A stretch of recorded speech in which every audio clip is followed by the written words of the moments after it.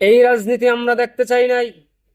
যেই রাজনীতি এই এক বছরে জুলাই আগস্টে গণঅভ্যুত্থানের পরে বাংলাদেশে হয়েছে, এই ধরনের রাজনীতি সাধারণ মানুষের জনজীবন নিয়ে এই ধরনের রাজনীতি আমরা দেখতে চাইনি।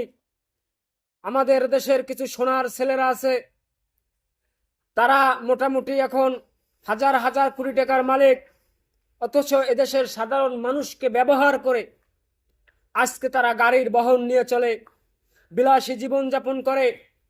ফকিন্নির পোলারা একজোড়া জুতা পায়ে দেওয়ার মতো শক্তি ছিল না, যারা স্যান্ডেল পায়ে দিয়ে আটত, আজকে তারা প্যারাডো গাড়ির থেকে নামে। আর আমরা যারা ফেসিবাদ আন্দোলনে 17 বছর রাস্তায় জেল জুলুমের শিকার হয়েছি, নির্যাতনের শিকার হয়েছি, আমাদের কথার আজ কোনো মূল্যায়ন নাই। আর আমরা যদি আজকে নির্বাচনের কথা বলি, তারা বলে আমরা নাকি নির্বাচনে গিয়ে এদেশের লুটপাট শুরু করব।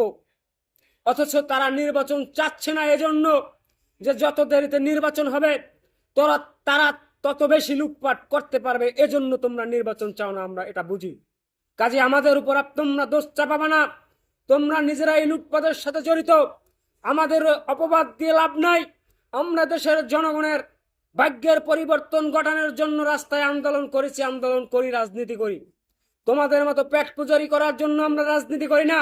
কাজে আমাদের নিয়ে ষড়যন্ত্র করার আগে তোমরা সাবধান হয়ে যাও, সাবধান হয়ে যাও, এতটুকু বলবো।